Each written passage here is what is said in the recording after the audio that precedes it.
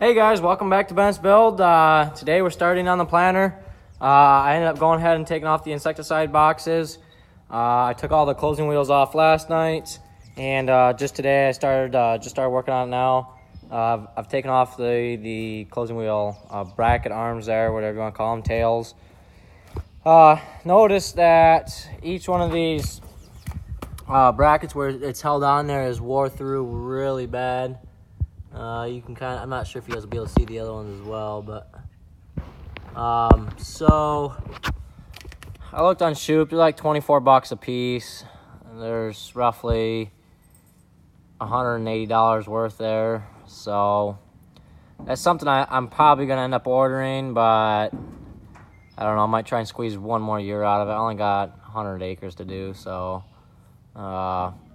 if I can squeeze another year out of it, and I'll do that next year, replace all those, and then everything else will be already done. So, next we're gonna take off these closing or the gauge wheels here and take them off so they get them opened up.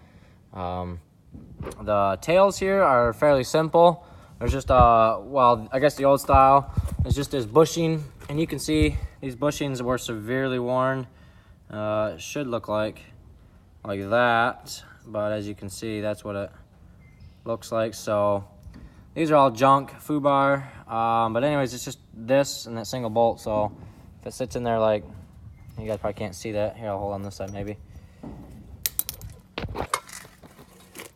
Just sits in there like so, and then your bushing obviously sits down inside of here, and then yeah. So I've got the new I think it's RKP, I don't know what it is, but the new style bushing bearing style here.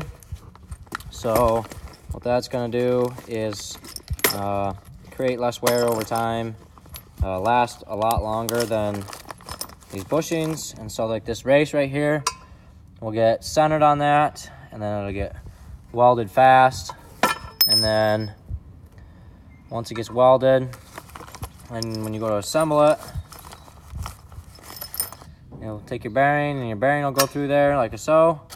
Then you have some washers and your bolts. So then you'll run your bolt through there, and then you're good to go. And I believe you're gonna have, there's a couple like locking plates right here that'll hold your bolts and stuff like that. So I've got to read the instructions and figure all that out. I think I'm actually going to have to get a new arm here. I started taking these closing wheels off last night unknowingly that there were right hand and left hand threads on them. I didn't realize that, so this one's stripped out. I used my 1/2-inch impact and it stripped it out, so I don't think this one's gonna coming off. I got the poly spike closing wheel, so if I can get this to come apart and get the poly spike closing wheel on here, I may just leave it for this year. If not, I'm gonna have to buy a whole new arm, slap it on there. It's like $30. I'll probably just buy the new arm and get it shipped here, and that way I can have this come off. I'm gonna have to order a new wheel as well, because I probably won't be able to get that one off.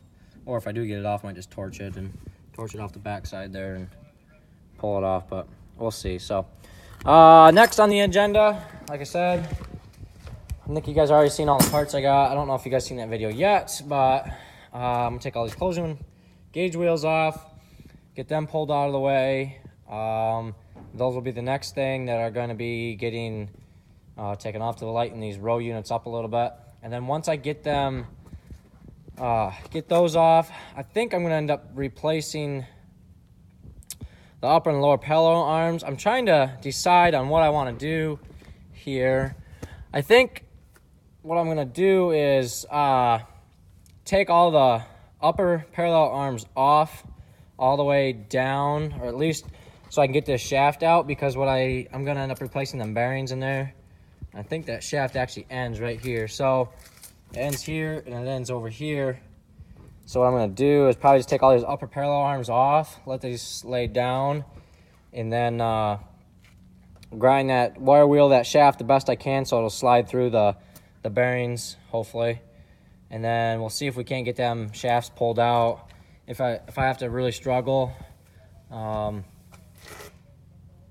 I'm not sure what I'll end up doing, but we'll figure something out. I'll get her out one way or another. But yeah, so we're gonna pull that out, replace the bearings on that, slide, clean the whole shaft up one more time, and then slide it back in, and then yeah. So at least that way, this all here will be out of my way. I'll just fold these back like so, drop them on down out of the way. I'm gonna take these chains off, the drive chains here for the row units off, and then these are the bearings here I'm gonna replace. I believe I got enough to do either just this drive shaft here. I don't know actually how many I got. I don't know if I got the ones just for these top seed rows, I think. I don't think I got any for the fertilizer drive ones, or the ones that are down in here somewhere. Oh, up here, I'm sorry.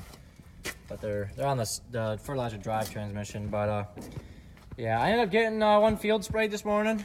Got the one wheat field sprayed, and that's gonna look all right. Hopefully, I had some issues with the sprayer. I ended up spraying way too much per acre because my pressure was off on the regulator. So it took me a little while to figure out how to reset that. Ended up having to go to the dealership and get a chart for that.